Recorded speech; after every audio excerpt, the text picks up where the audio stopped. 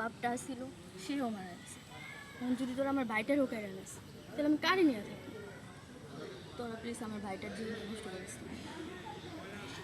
তোমার মুখে এইরকম না।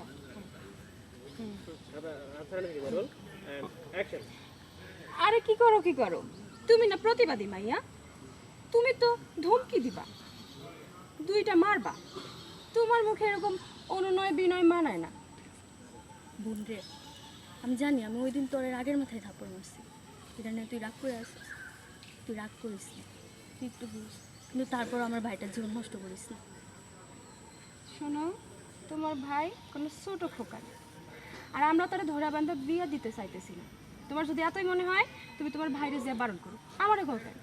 বরং আমার বাপে দয়া করে একটা এতিম পোলার ভবিষ্যৎ নিশ্চিত করার জন্য আমার সাথে বিয়ে দিতে চাইতেছে। নাহলে তোমার কি মনে হয় আমি কি না, নাহলে তোমার কি মনে হয় আমার জন্য কি লাখপতিরা বৈশা নাই?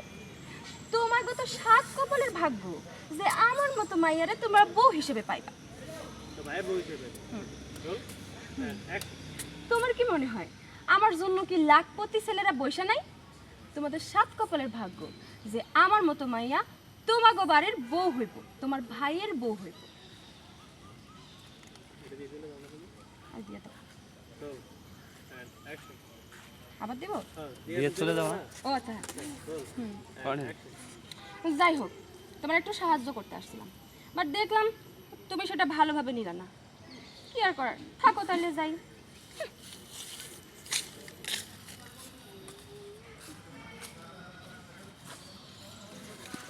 দাও দাও দাও।